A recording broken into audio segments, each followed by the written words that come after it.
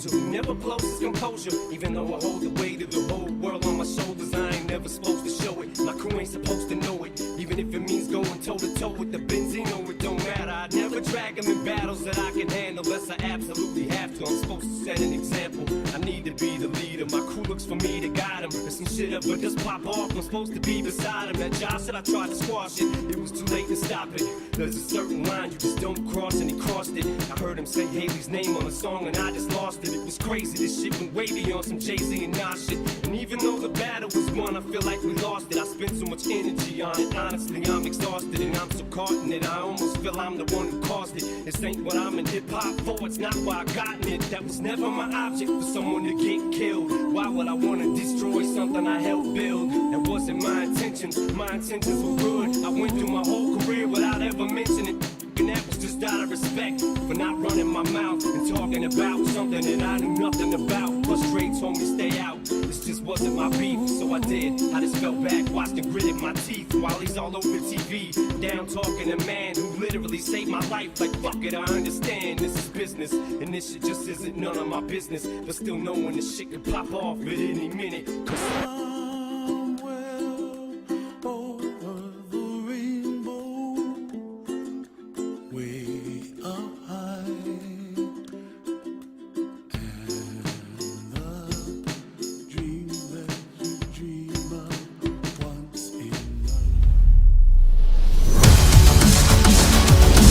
You're sitting here watching this stream today, you cannot underestimate how ahead of the curve you are right now. Bitcoin looks tired, altcoins look hungry. I'm just not quite sure that Bitcoin has any more sauce. I still think this thing is really worth a lot more than it is. This stuff's spooky, man. These chaos PRZs are intense. Yeah, that's incredible. Solana is highly performant and has the team with the experience to support it. $4,800 Ethereum. That's a big, big move here. Whatever you do, always play from a position of strength.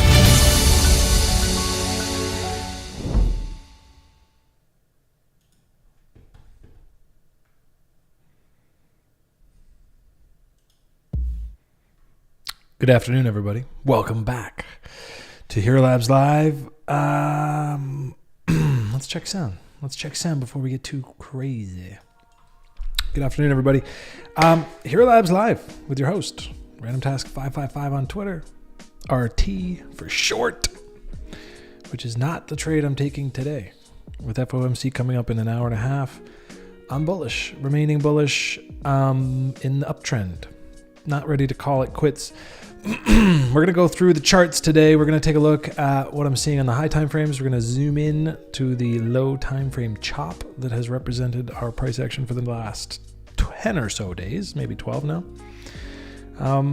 We're just in a range. We're in a range that could resolve in any direction, but I'm leaning bullish. Trend is your friend, and we just started. You know, it's not like it's late in a bull cycle where we should be thinking about taking profits, but ironically, this is where a lot of people, this part of the cycle, they're rushing to take profits. It's amazing how the market can get you offside just like that. It can throw you for a loop, and then around the time when you should probably be thinking caution and, you know, take profits, pay yourself, it actually manages to convince you to just keep buying everything and to hold it all the way down. And somewhere late in the bear market last year, it became really cool, very profitable still, to short, to be sidelined, bragging about stablecoins. Look at me, I'm in my stablecoins. And then we saw a pivot. And I think to me, the day that it really clicked, that we were in a sort of, if you will, macro pivot. And that does not mean, you know, I'm not talking about TradFi. I'm talking about our market, the crypto market. The main pivot I saw, which is not to be underestimated how powerful this is, was when Genesis declared bankruptcy. What was that? A couple weeks ago, mid-Jan. And the market didn't move down. In fact, I don't know the exact day, but it didn't move down. It didn't budge, and it continued on its move higher. That is the market shrugging off what is essentially very bad news. Basically, another bankruptcy process starting after FTX nuked us. And so that was the day I kind of went, damn, I think we're back. And what I'm operating from, the position I'm operating from is looking at the, that's not the one I want.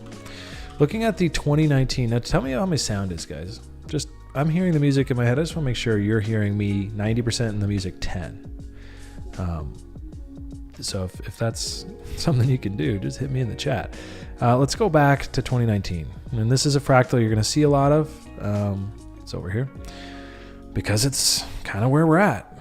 And the reason, as markets tend to move, markets are a reflection of human behavior. Human behavior has not changed since 2017, 2019, 2020. Human behavior has not changed since 1920. It just hasn't really changed in the last 100,000 years. It takes a long time. And so you get the bull, you get this long drawn out bear, this pukey consolidation, this depression trough, and then you get the breakout, the reversal. And again, if you guys watch the show, I've said this before, but through this, I was new. And I was trying to short 6K. That was like the thing. Where I was like, oh man, I know if we get back to 6K, it's going to be a great short because this was the support of, the whole world was hanging on to this support for so long, it felt like, right? Well, how did that short work out? Not great. In fact, it didn't even tag and reject at all. It just literally blasted through, roasted everybody, chilled on top, and then just went on another run. And as it turned out, what we ended up with was a pretty clear sort of Elliott wave cycle, if you will. The 1, 2, 3, 4, 5, A, B, C. We got the full cycle. An echo rally.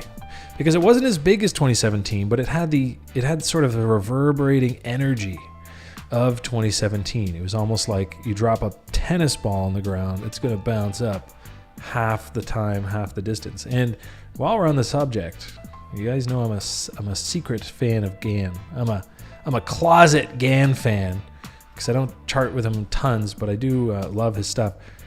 Check this out. There's a rule, the Gann 50 rule, basically saying that a market will take back half of the move in half of the time.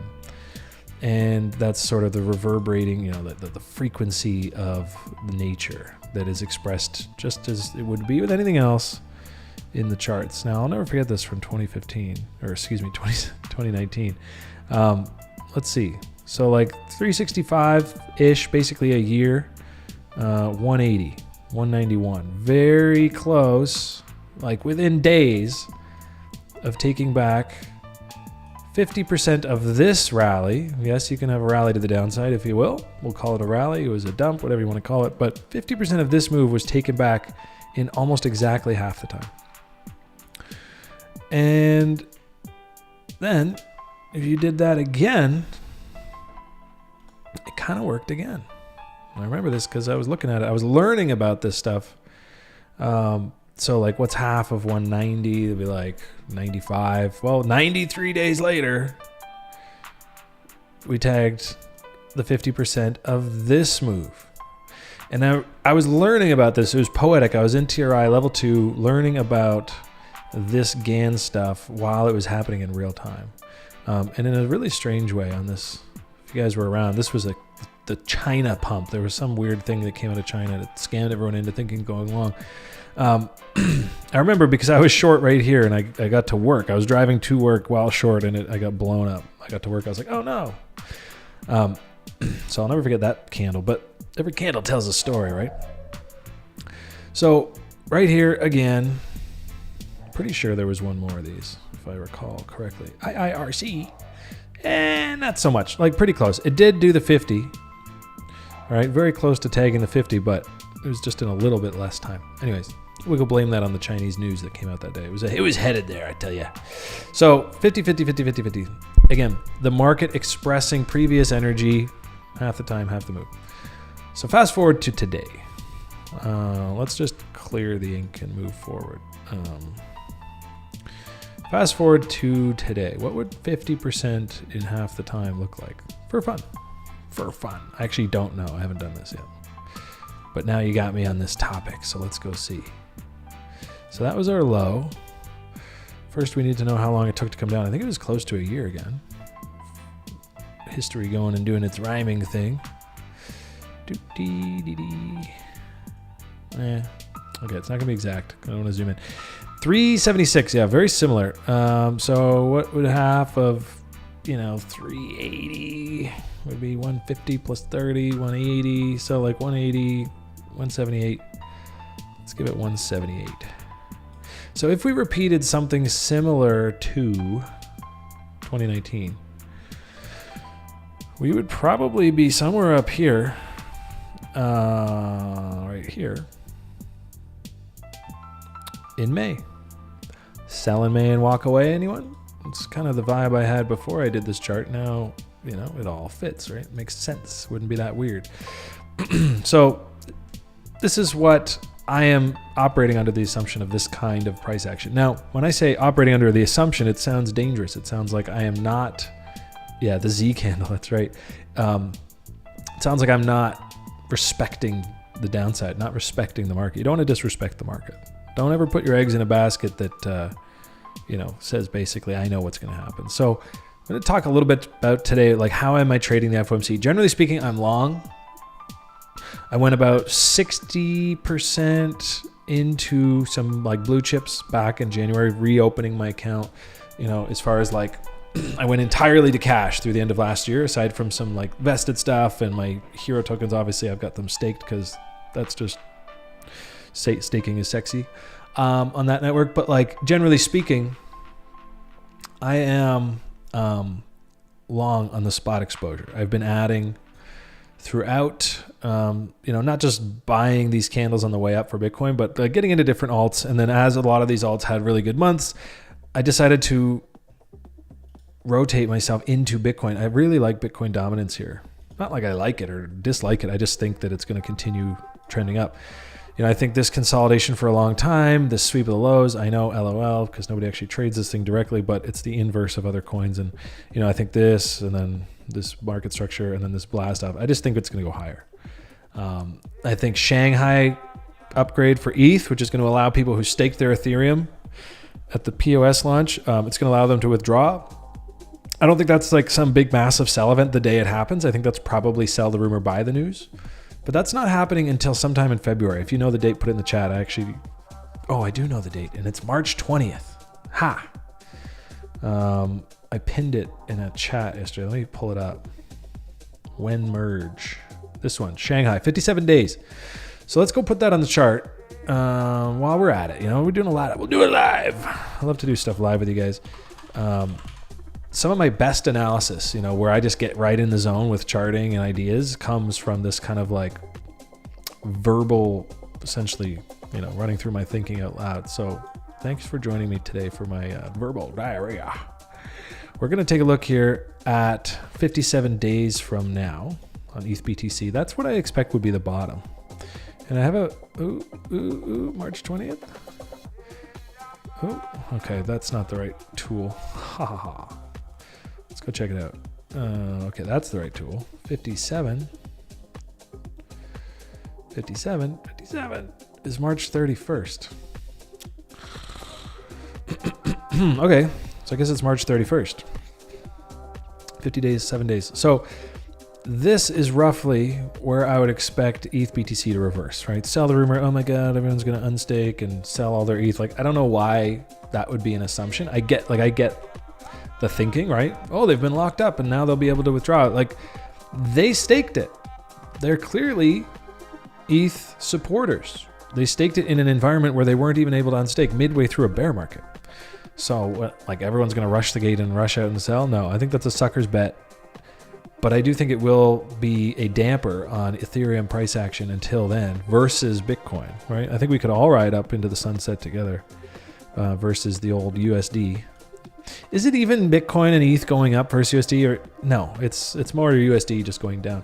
Like I say to my friends when we talk about this stuff, like, I don't know what the hell Bitcoin's going to do, what ETH's going to do, blah, blah, blah. But I'll tell you what I do know. One thing is absolutely guaranteed in life, and that is that the fiat currencies that run our economies will devalue versus things that are hard assets. I'm going to call that a guarantee. I look forward to hearing how that could go wrong, but they're going to devalue. That's just the one constant in life. Okay, 58 bars. So This is a really sweet level. This is actually one I was watching back here when it took off. I said, wow, this would be a sweet place to have a Wyckoff check. So I think we've got writing on the wall suggesting that Bitcoin could take the lead here.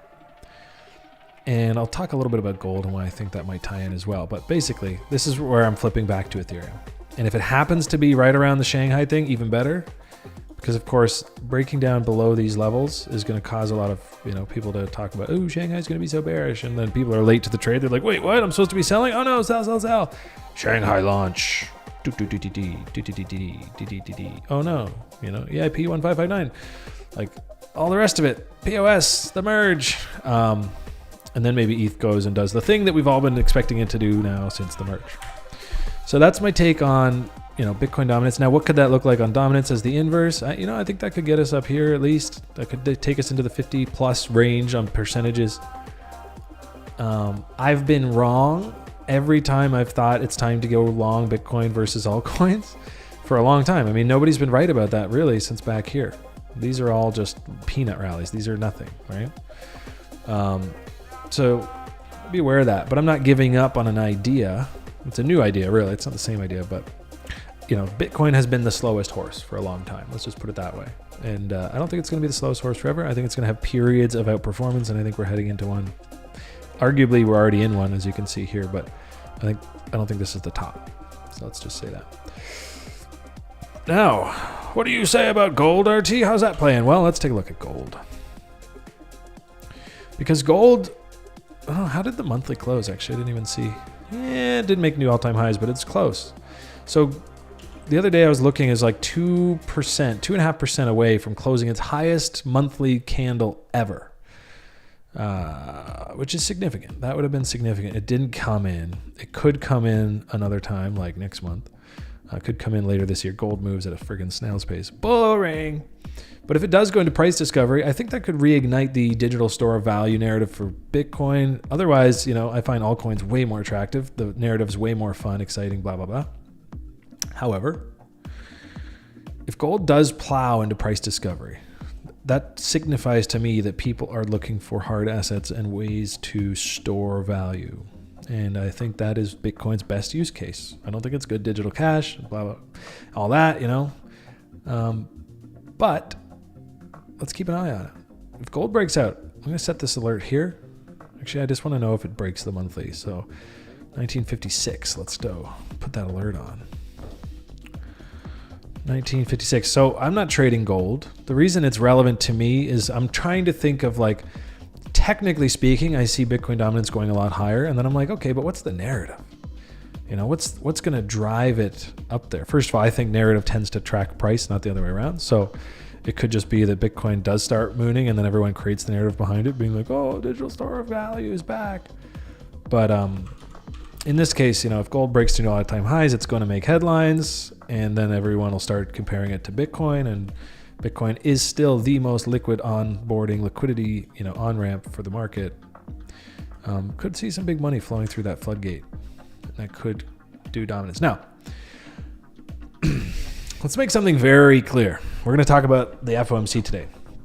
Some of the best advice I ever received from a professional veteran trader in Brian Beamish is not to trade big days like today. Like, not to sit there and try to be in the right position and ride a rocket. It almost never ends well. And you see things just like, Darth Maul's bing, bing, and everyone gets stopped out, and then price settles, and then it finally makes its move. And in that move it finally makes, it gives you a really nice setup and an opportunity to get long. Just say if it did something like that, whatever. So the best advice I ever received, and I'm not giving out advice in the show, I'm just sharing the things I know and my opinions on them. Best advice I ever received was to not trade days like today. And I say best advice as I'm breaking that advice, because I am going to trade it today. But I've lost money trading it like early on. So you really, really, really need to know what you're doing, have a set plan, have some managed risk, blah, blah, blah, and then accept that you're probably just going to get roasted. If you can do all those things, do whatever you want. But before I learned how to do those things, it was a net negative experience, and I wouldn't recommend it if someone were to ask me. So let's take a look at what I am seeing. First of all, I am a little bit blinders on with my bullish thesis for continuation here. I think worst case, if bull, we come in and fill in this kind of gap here on the VPVR, take out this.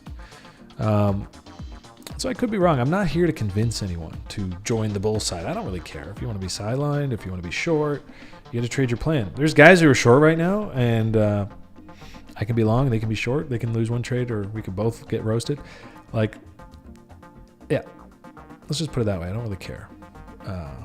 As long as you're managing risk, that I do care about. I want everyone who watches what I do, hangs out around where I'm hanging out, to be a professional risk manager, so that I don't hear any sad stories about anyone really fucking up.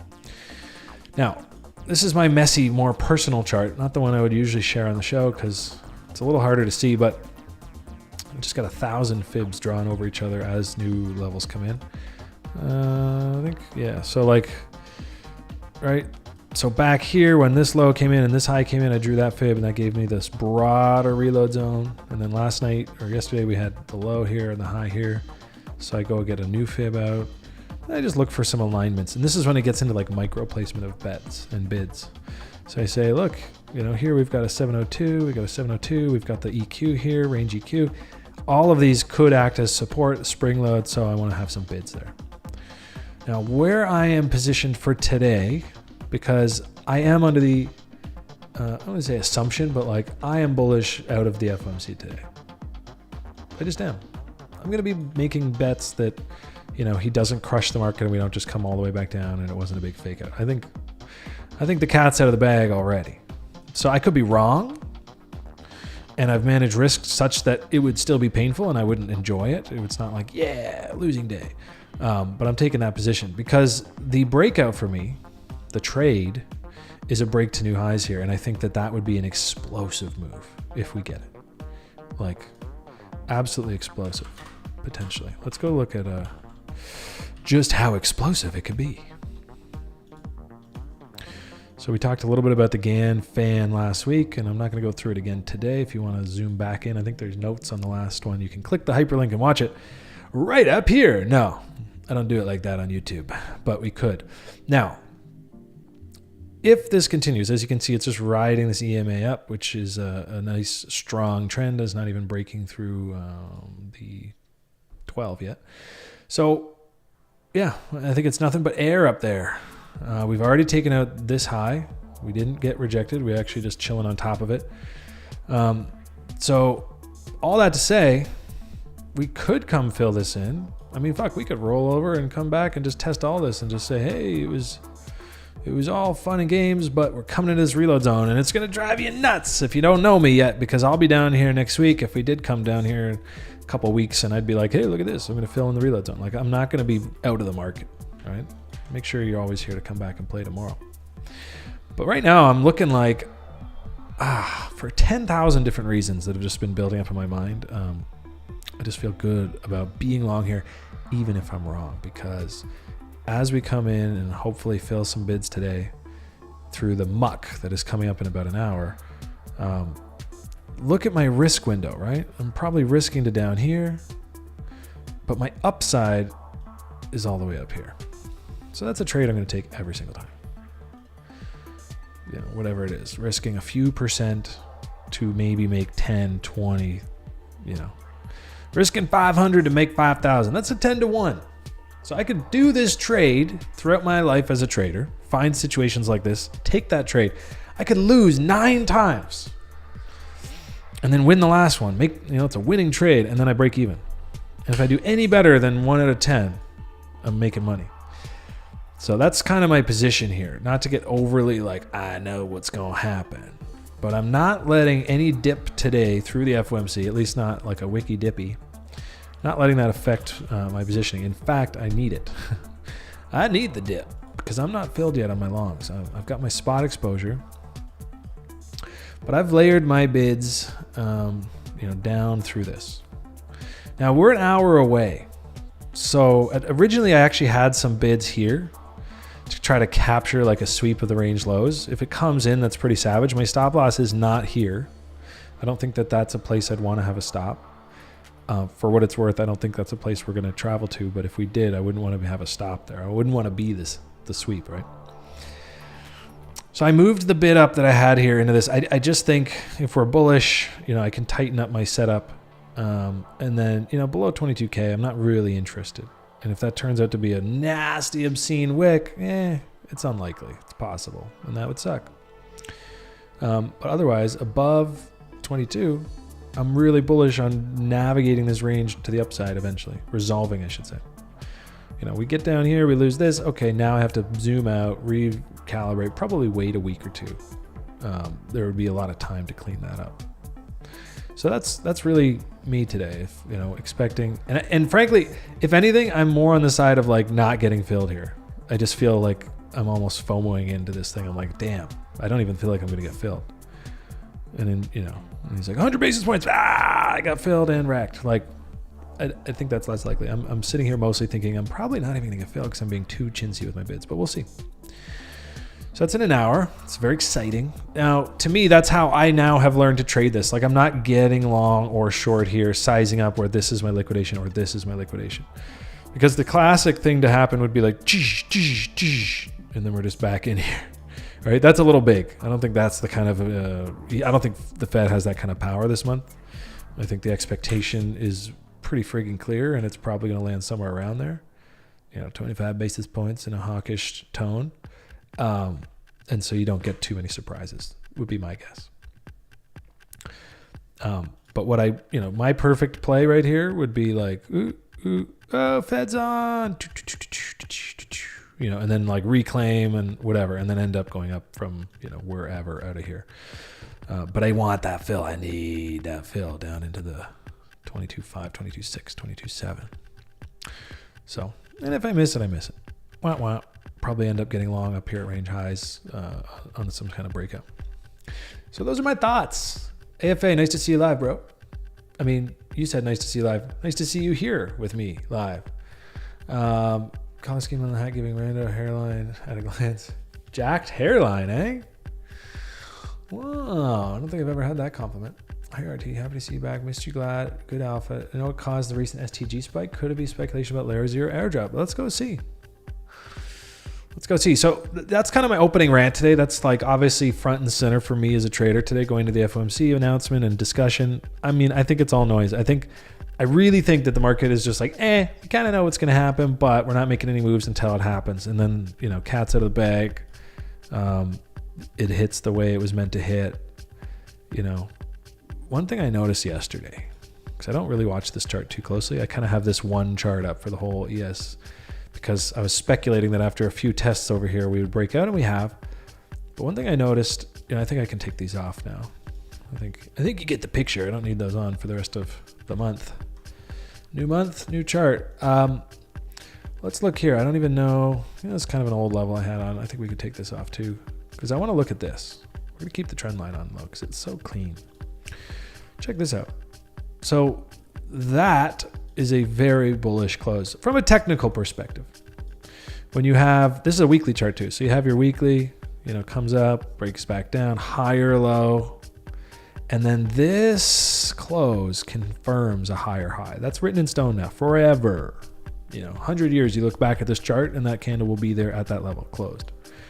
You can't take that away. And so on the line chart, that represents the breakout. A W, weekly W. So that's a significant thing, not to be ignored.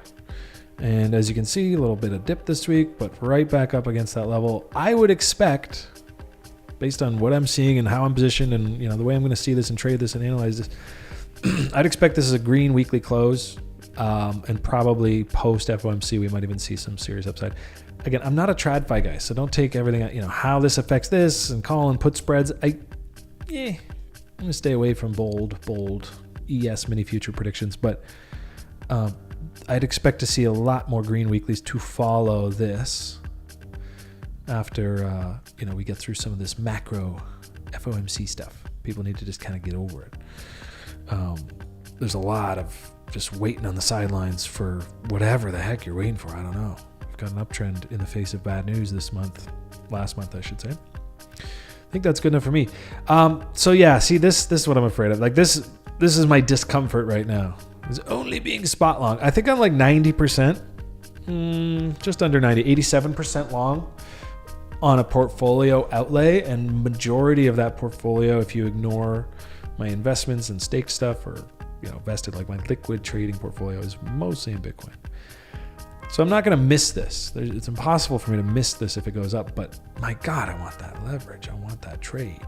I want my cash account to have a position. And right now, my fear is that I'm going to miss it. It's a good fear to have when you're spot long. So we'll keep an eye on this, FOMOing as we speak, because if it moves up hard into the FOMC, which is in 1 hour now, 60 minutes flat, if it moves up hard into that event, then any kind of hawkish tone, post number, like discussion, it's probably not going to fill me down here, right? Like I really was kind of banking on this, and then it's like, oh, and then back up. I don't know. We're going to find out. It could play out anyways. It's an exciting day. My risk window is pretty wide. My overall risk to portfolio is about 2 to 3%. So just bear in mind, these are the risk parameters you got to live with. Can't go and ignore that shit. Oh yeah, we were gonna go see. I was looking at Deep Brain Chain because somebody mentioned on Twitter. Look at these old crazy charts. Oh my God, I didn't even notice that part. Oh my God. Oh my, holy shit. Okay, so that got a little out of control at 65 cents. But let's go see STG. I'm not trading Deep Brain Chain right now. 3-day chart. Let's go look at the daily. Yeah, I don't know. I don't know what pop recent STG spike like this kind of thing. I mean, this is just a breakout. I don't know that it. Okay, I'll tell you what I think caused it. Aside from just good old price action, you run out of sellers, buyers step in, people are bullish on it, they see it as undervalued, they want it to reprice, blah blah blah. But the real story, and the reason I bought it at 44 cents, is because there was a proposal on their governance forum, that basically was proposing to allocate $8 million from Treasury to a new market maker. And part of that deal was discussed in the forum that the market maker would essentially get 80-cent 2-year call options with an 80-cent strike price. In other words, they would be incentivized after a period of 2 years to support price and help grow the network and so that anything over 80 cents up here would be profitable for them. They would get they would have the option to buy a whole bunch of STG at 80 cents 2 years from now, which if price is way up here is a really great deal for them. So they're incentivized to push that up. So when I saw that, I just kind of thought, man, like they're really putting 80 cents as a price in people's minds as almost like a floor. Obviously it's below that now. That proposal went through. I don't know what's happened since. I didn't go back and follow, who's the market maker that they hired, but I'm pretty sure I know that the governance passed. Anyways, that kind of happened just days before this thing took off. So yeah, it's probably a bit of the impetus here. Just kind of put people's minds, they're like, holy shit, like a big market maker would take a call option for 2 years on a strike price of 80 cents. They must be really bullish. Again, that kind of information changes people's opinions of things and can help reprice assets. So I think that's probably what led to that pop, other than just imbalance of buyers and sellers. 200 SMA is the signal on the weekly. Let's go see that. Let's just do it here. It's not even trading view. For those of you who don't know, you can just click here and go slow moving average, and then double click it. And let's make it a little more spicy. Let's go like a fat white line, nice and easy to see on the black. We'll go 200 period. So now this line represents an average of the previous 200 candles. For those who don't know how they calculate an SMA. So every point on this line represents the cumulative average of the previous 200 candles. And we're above it. So that's pretty cool. Yeah. Yep. So bear market rejected. So price accepted below the 200 SMA weekly, and now it's just living below. That breakout candle was the announcement that we're back, and my howdy, we were back. Seeing some similarities here. That doesn't mean anything, right? It could just come back down and test the upper side, and then, like it doesn't. There's no guarantee, but I like the idea of framing your overall trade setups based on weekly trend. When I met a guy, or I should say, worked around a guy online who would only trade in the direction of the weekly trend. He said, "Yeah, like surely there's a short setup here, right? But the trend is up, so why am I shorting it?" Because in an uptrend, where's the biggest move between each leg, right? It's in the up. The downtrend, So you'd be like, short, haha, told you so. And you get a small win. Lose, small win. But if you're with the trend, obviously, you can get chopped out on the way up too, but you get big wins. So, and of course you could just keep it running. Move your stop up. So trading with the trend. And so he would only take trades that went in the direction of the weekly EMAs, the ones I use actually, let's say. Could be any. 50, 200 is the big common slow moving. I really like this 12 and 26 EMA. So let's go see what that looks like on the weekly. Now this isn't my rule yet. I don't trade this way. But yeah, even right now, theoretically, he would be still waiting because these are still not crossed bullish yet. But you can see somebody who was waiting for them. Oh, they crossed bullish here. So he's like only longing. Oh, I think moving average trading is not for me. It's a little tricky. Like right here, they crossed bearish right at the bottom and then flip back bull, you get rinsed. So I think they're just too slow. I like to see more predictive indicators like volume. What was the one I saw yesterday with really, oh yeah, DYDX. Look at this thing. I do not have a bag of this. Probably should if I want to be long on things that are going to go up. But, I think buying down in this kind of retest would be potentially a good idea. Let's find out. But yeah, look at this. So whereas moving averages are lagging indicators showing you previous price action, they're not very good at predicting the future. They're more just, for identifying trends. But look at this. So you have tons of buy volume. DYDX just launched. Very exciting. Cool. And then nothing. And then sellers. What happened to the sellers down here, though? Can you guys see the volume? Yeah. Okay. So right down here, as we came into these lows, breaking previous lows, we get some selling. And then the sellers right here, they disappeared. Can you see that? Nope. Here we go. Right there, the sellers dried up. The bears fell asleep, so to speak. Right here. They had every opportunity to sell more. There just wasn't anyone left to sell. People that were holding it decided they're going to keep holding it. That's what the chart tells us. That's the story. And then you had a little breakout in volume. Now you had a big breakout in volume. And so this volume here at this size relative to previous, it indicates that some deep-pocketed individuals, the whales, the guys who put bottoms in markets, floors in markets, they stepped in here. They were very interested in this range. Same thing here. Running out of sellers, big buy. Running out of sellers, nobody really selling. Yes, price go down, but there's not a lot of volume there. Low volume, and then big breakout of volume. And so, contrary to like a moving average, which if we were to put a moving average cross on here would still be very bearish, most likely. Let's find out. Let's prove it. So this is a nice little lesson. It's evolving out of random banter today, huh? Look, I'm on TV. Yeah. So right here, you have your 50. You have your big slow 200. Yeah, the 50 cross bullish here. Now it's kind of bearish. So if you were waiting for a trend to establish, moving averages 50-20 or 50-200, you would not be in a position right now, or you'd be short, which is weird because if you zoom out, let's go log.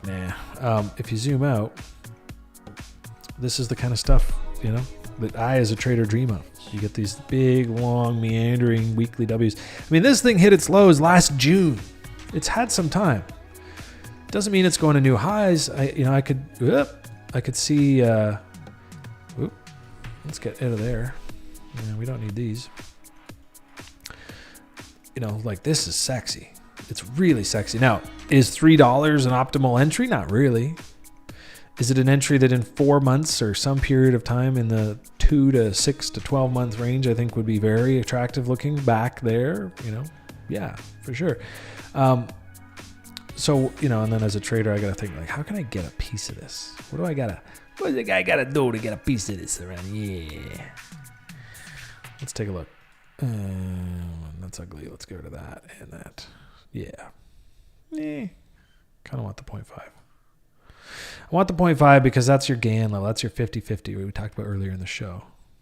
So, okay, fine. I want the whole thing.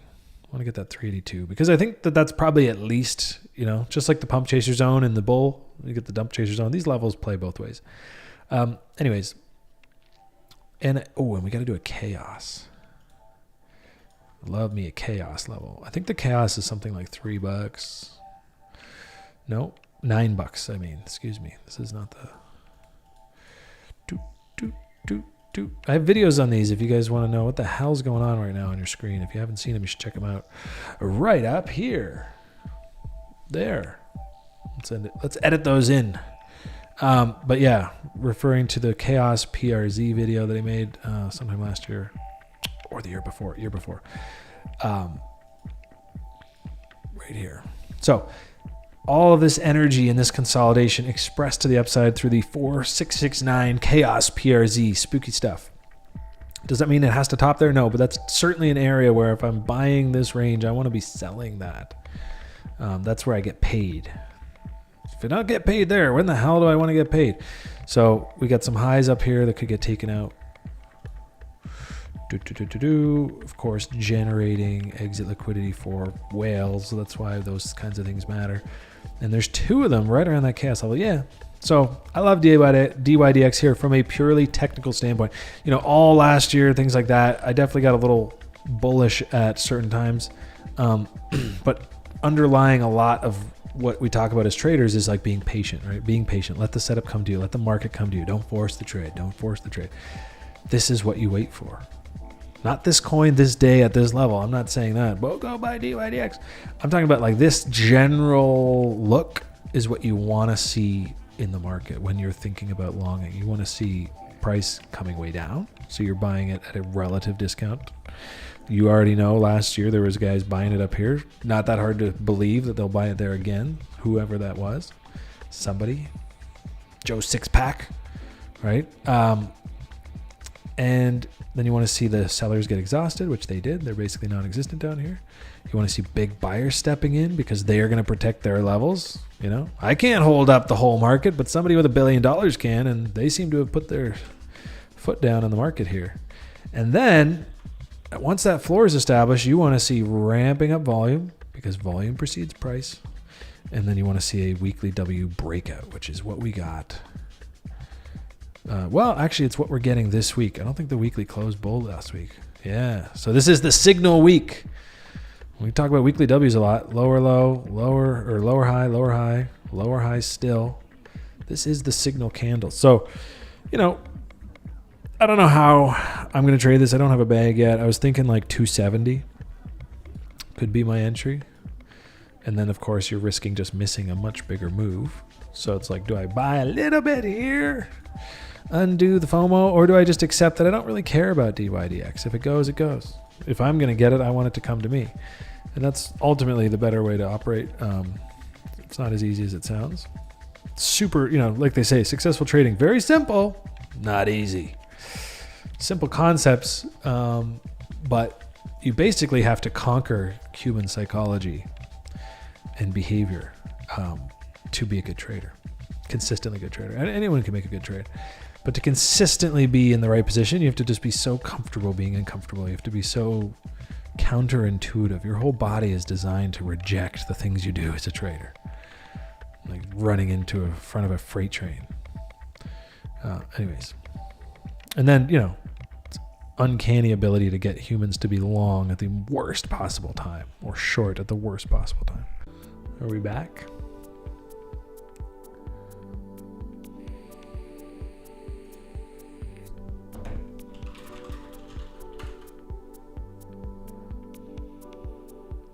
Are we back? I think we're back.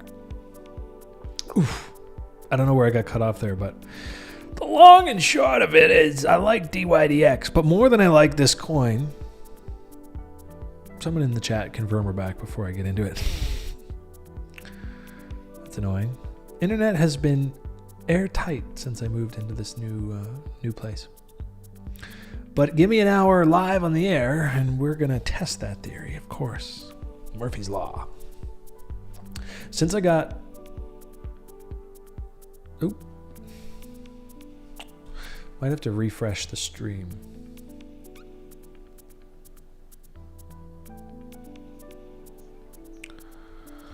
Oh, we're back. Okay. I hadn't refreshed yet, so I wasn't seeing it in the chat. Hey guys, we're back. Yay. I should remember that. Anyways, the good thing we didn't lose the stream. Yeah, just a little hiccup in the internet, I guess. Damn. Who knows how that stuff works? Anyways, I'm not particularly excited about DYDX any more than another coin, purely on a coin level, but it's this chart. This is what you want. Weekly W's, big fat rolling bottoms, breakouts on rising volume. I mean, this is the kind of shit that tends to run for weeks and months. And I'm basically just operating under the assumption that we see a rally through the spring and it's sell in May, walk away. And because it is such a sell in May, walk away type year, it's probably sell in April. So if we get into some levels into April, if I was buying DYDX here, which I will be, if we dip into this, I should probably have that bid working, into the FOMC. That could be the fill.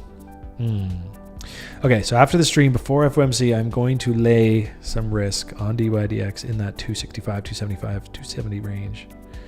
We're pretty close to that now. And if that fills, then I'm basically just going to set my asks up to the 875 level and have a nice month. That trade in general, I'm not going to touch. Leverage is fun. It's cool. Probably going to pay some pretty high funding over a period of weeks. So I'll have to decide what I want to do there. Maybe just a spot purchase. Maybe a cow swap limit order on chain. Let's find out. If you guys dropped and came back, welcome back. Sorry about that. I don't control the weather and I don't control the internet. All I can do is buy the most expensive hardlined fiber net I can and pray. So welcome back. Yeah.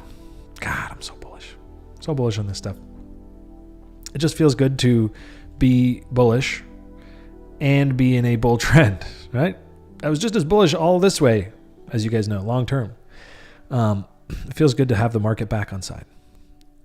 As a more advanced trader, which I will become day after day after day, because I'm constantly improving and working on myself, I will learn to flip bearish a little bit more aggressively. Having said that, always play from a position of strength and all that. I did manage to save my shirt, but I didn't really make much money shorting. I just avoided losing as much as I could have. Anyways, let's go look at the chat, get into some coins. I've kind of said everything I came to say as far as what I'm seeing. I think DYDX is just a really nice case study for what a very bullish chart looks like. And then, of course, the sentiment on top of this breakout is like, oh man, this rally is going to fail like all the rest of them. And that's the kind of sentiment I really want to see. And frankly, that's not the sentiment that we saw during all these other sort of maybe this is the bottom, like maybe this is the bottom. Isn't it so much more obvious now when you look at this? Like, oh wait, that's what bottoms look like. That's what, those are the charts that I was waiting for. These can get you sucked in, but they're not great. I mean, this has been a shitty coin for a long time.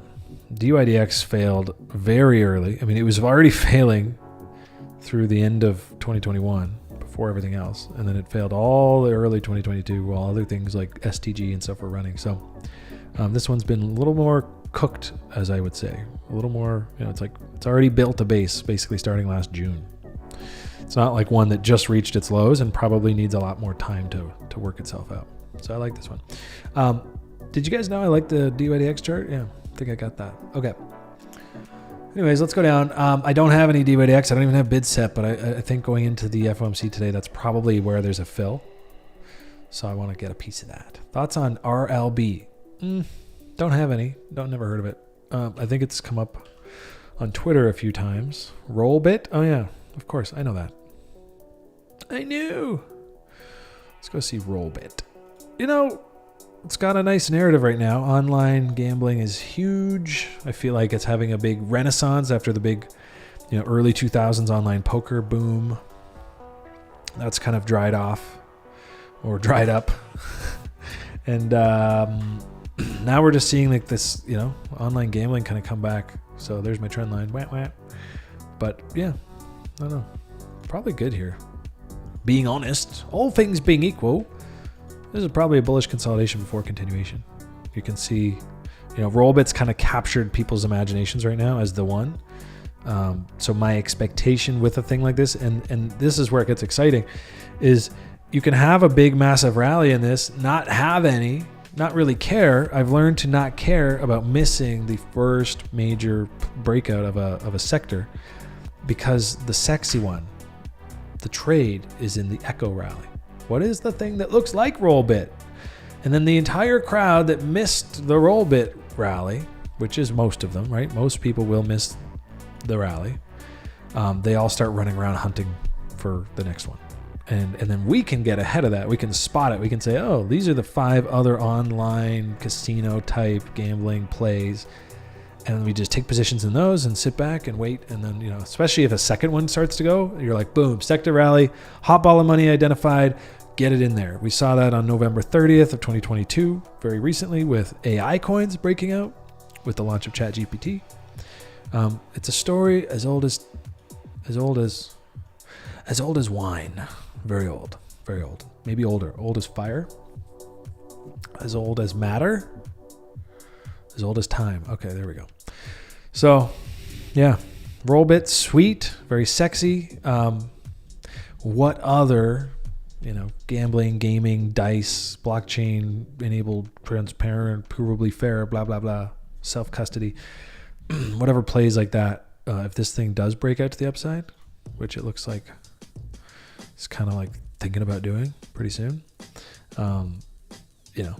go find its cousin and take her out on a date. Don't marry her, though. Just a date. That'd be my advice to myself. I don't give advice here. Just for me.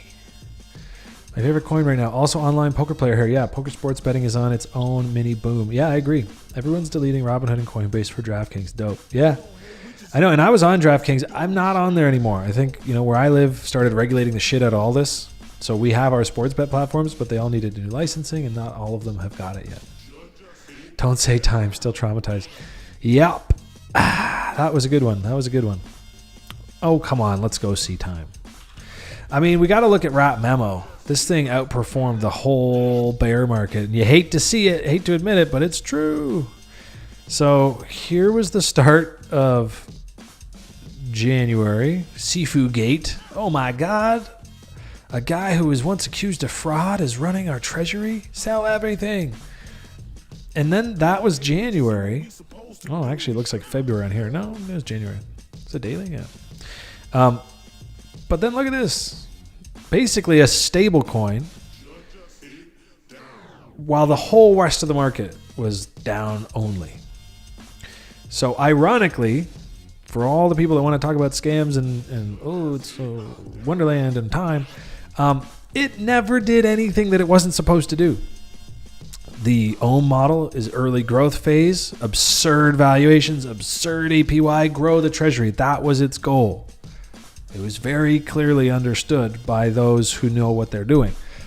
The problem was it was a public mania that came in and took over, not understanding what they were doing, thinking 78,000% APY is sustainable, and not even wanting to hear what was really happening. And I'll tell you this because I got threatened to be kicked out of a Telegram that I almost helped start. Or I should say almost helped. I helped start this Telegram for them.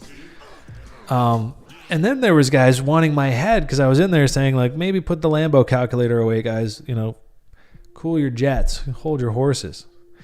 Friggin' time was trading at $9,000 and it was paying 78,000% returns.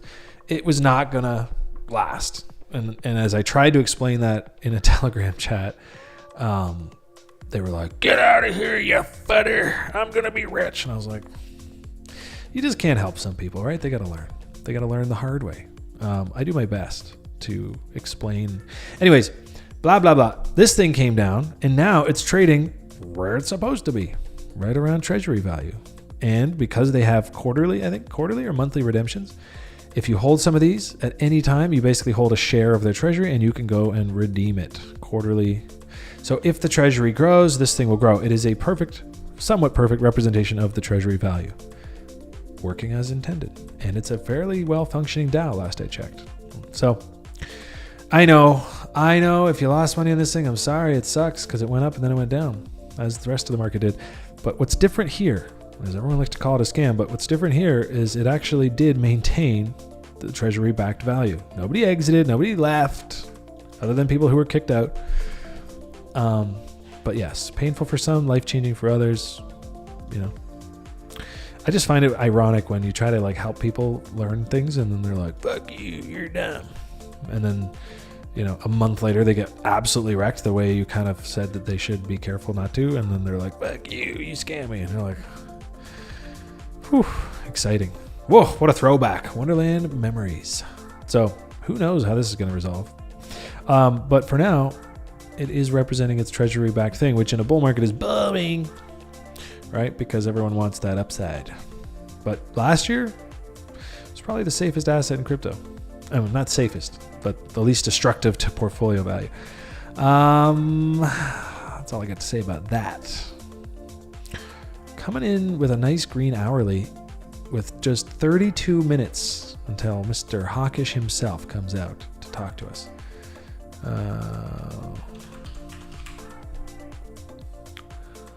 RLB just feels more certain. Yeah, I mean, look, there's nothing wrong with taking like the leader of the sector. We're thinking Axis Infinity for GameFi went on an absolute rip last year, if you guys recall, or was that, again, 2 years ago? I basically blocked last year from my memory, so everything's just last year, thinking about 2021.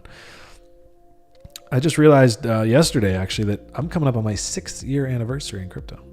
I was a teacher before. My career was a teacher, and I'm about close. I'm like a year away from crossing the threshold where I've been a trader longer than I've been a teacher, which is crazy. Time flies. This is Axie Infinity now. This is what it looks like without the log scale. So yeah, this was Axie going absolutely bananas. That didn't look very sustainable either. But is this coin a scam? I don't know. It's funny how people choose to throw that word around when the market's not behaving the way they expected it to. Big fat head and shoulders, undeniable, and a nice tiny cute one to start the dump. So this is just bearish market structure everywhere. But now look, we've got some signs of a reversal. You see the difference? M's and W's. Those were M's. These are W's. And there's a whole story about what's going on behind the scenes that causes price to take these shapes. And people say, oh, head and shoulders and, eggs and bacon and cup and handle. Like, doesn't matter. Just think in terms of simple. M, bad. W, good. If you're long only. M's can be great if you like to short things. But yeah, M's and W's, baby. The alphabet will set you free. We're coming up to 2 o'clock flat on the hour. I probably should circle back to my own trading for the next half hour because we do have kind of ooh. Well, that reversed quickly, didn't it? We were just looking at a green hourly. Now it's red. How fantastic. Trading's exciting. I think things can change fast. So, circling back, let's return to the FOMC, as that is the big event of the day. I've got alerts everywhere. I've got stuff everywhere. This is nice volume hourly. Like I said, my expectation is that I'll be left behind, if anything. Like, more than I'm worried about getting stopped out on any kind of bids I fill down here, I'm actually just more worried about not getting filled and then it moving up. That's how strongly I feel about continuation of the trend here, following this range. And it kind of makes sense, It's like, hey, we blasted off, we lost momentum. Now the momentum indicators are kind of resetting. Oh no, we got a greater than. Yeah, we're moving. So yeah, like I said, I'm more concerned with just not getting filled down here, which sucks. Last night I filled a really nice entry here and then I cut it here because I figured I'll just fill this morning. And as soon as I did that, I was like, watch, I'm going to get left behind on like the big move. That's possible. But I'm certainly not going to run in and change decisions based on this short-term noise going into an event like FOMC, which I hate. I hate that that's such a big thing still, but it is. It just is what it is. Respect the market. So, yeah, I mean, if this thing rallies into it and then his hawkish tone could really just be annoying and cool everything. That's not how it would look because that's like 2 days of price action, but you know what I mean.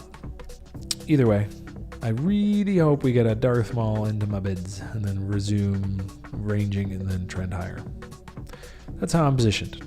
Now, worst case, other than being stopped out, which I guess would be worst case, but if left behind, my bids don't fill, at a certain point, I'm just going to have to cut them, cancel, reestablish, reassess.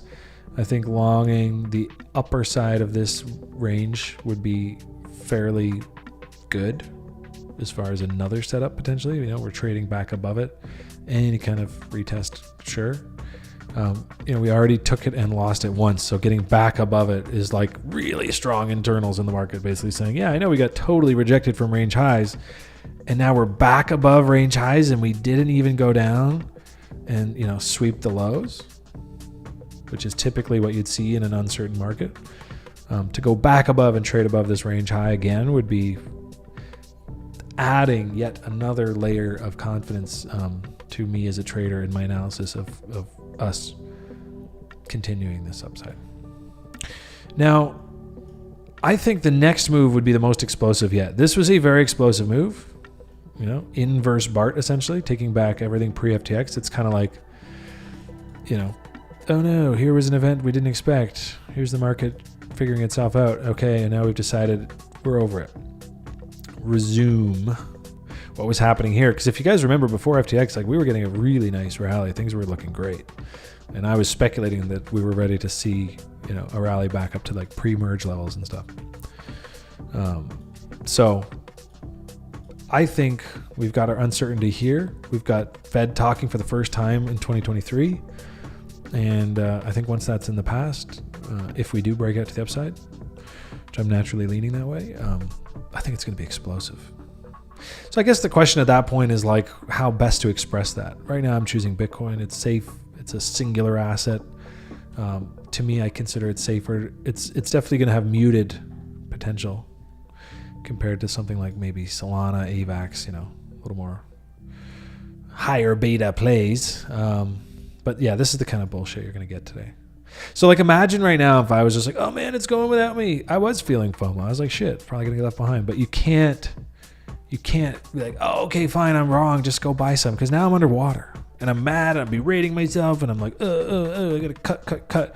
So I've just taken a loss before my bid's even filled.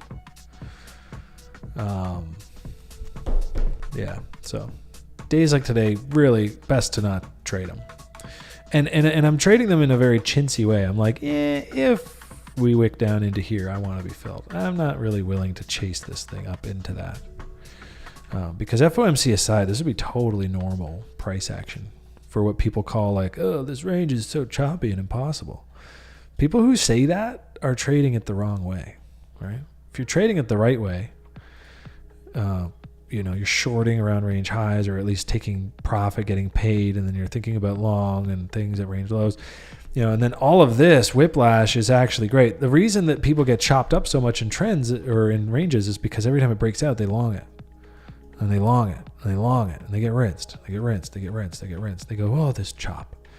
You've got to learn to recognize what you're trading. If you're trading a trend, buy the dips. Always buy the dips. No, if you're trading a trend, you're going to trade a lot differently than if you're trading a range. And I was trying to trade a trend last week. I'm gonna be honest here. Let's get honest. I was trading a trend last week and essentially trying to catch that big explosive move.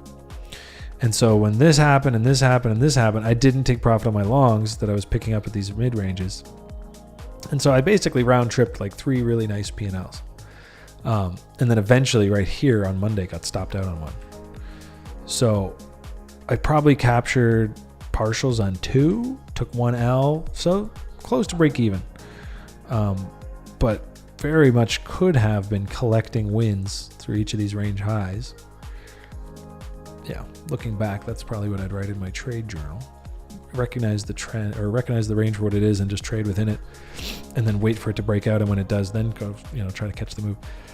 But anyways, point being, there's always more to learn in trading. Right now, I'm smelling bullshit. We should expect bullshit for the next 2 hours. And I just hope that bullshit has a really nasty wick to stop out all the longs while filling mine. PvP, baby. Sorry, guys. If you're long and your stop loss is right here, I want you to be stopped out because I want to fill. Anyways, we'll see. And, again, goes without saying that in the back of my head, I am reserving space to be wrong. And we just and we fill this in, and it all looks obvious in hindsight, and we maybe even come and whoa, and then it's like, that's a potential path too.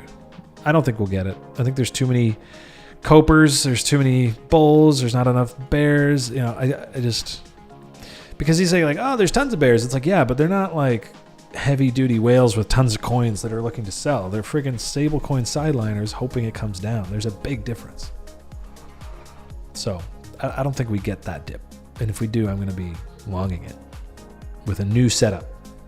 And I'm not going to be like, oh, I got filled here and still long and strong. Like, no, I'll be out of that one and looking for a new one. Let's be clear. Anyways, I think that's all I got today. I should probably seriously, get into trade mode for a bit. As much as I'd like to do FOMC live with you guys, there's real money on the line, and we've had a really good stream today. So we went through some stuff. I shared some knowledge with you that I have. Hopefully that helps you on your journey. Playing from strength is so important. So whatever you're doing, make sure you're not all in on any one idea, because if it goes wrong, you have to leave forever. And that sucks, because we're going to be here for years. This market's not going anywhere. And it's probably going way up. This whole market, severely underpriced in the long term. So stick around, survive, blah, blah, blah. It's good stuff. 20 minutes until FOMC. I'm going to go stretch my legs on my way to fill up some water. Then I'm going to come back, and I am not going to long unless my bids get filled here, or I miss and we claim this range high. And if we just nuke north, well, I'm long on spot, and I'll cope my way up with the rest of you. Maybe we flip back. Maybe we do this. Maybe we do that. Okay, guys, have a good day. Thank you for tuning in today. We're going to be back on Thursday. Today's Wednesday? Yeah, today's Wednesday. So we'll be back tomorrow. Not live. We're going to do a pre-record of the network effect to make sure it's smooth and buttery and delicious for you guys. And we'll probably push that live somewhere closer to the evening hours of EST, Eastern Standard Time. So you can catch it live. You can catch it when it goes live as a pre-recorded video, or you can catch it the next day when you wake up if you're one of those UK bros that's going to be sleeping. So from now until then, until next week's solo stream, whatever you do, always play